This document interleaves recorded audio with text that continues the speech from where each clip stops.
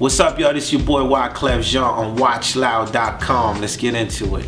Really, for me, the score was done in my uncle's basement, right? And it's so funny when something becomes real successful, everybody tries to take credit for it, right? So you might, yo, I did this, yo, I'll buy it, you know? Like, I even got dudes that was like, yo, I wrote Wyclef rhymes, man. Yo, I told Wyclef how to play guitar, man. And it's funny because it's so funny to watch something come from the basement and be so successful. Because when we was doing the score, it was sort of like we had just finished doing Blunted on Reality. And so if we're recording this in the basement, can you imagine what kind of budget it was, right? So for me, the reason why this album could never go away and it'll be so classic is because the space that it was done in was just on a level of saying, we love hip hop and we want to be a hip hop band.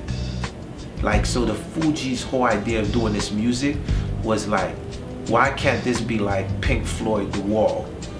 I gotta put sonics in this thing to open it up, so no matter what year it is, it lasts that long. So think about it. I'm in the hood. I'm listening to Enya. Ain't nobody listening to Enya. I'm smoking my cannabis. I'm watching Sleepwalker. Then I hear the sample in the background. It's Enya. I loop it on an MP.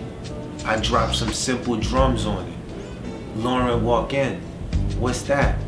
Ready or not, here I come. So this is like a film, because even if I was to try to explain it to you, like the idea of like the booger basement, people's like, what's the booger basement? I say, you ever seen Friday? Imagine just one block, or for us, just imagine one house and it all goes down. I don't care if it's Akon on down. Everybody, if you in Jersey, you came through the booger basement.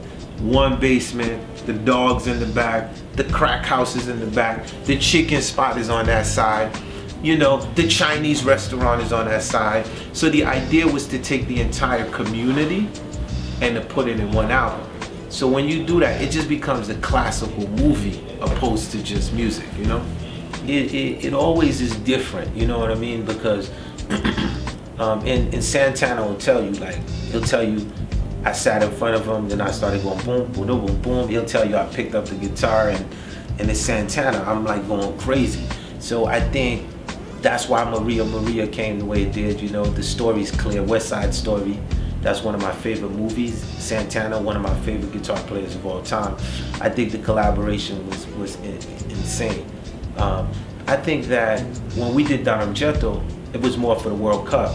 So we all, it's sort of like, it just felt more like a reunion. It didn't feel like, it was no pressure, because it wasn't like, yo, we doing this record called Supernatural, we need a record from you.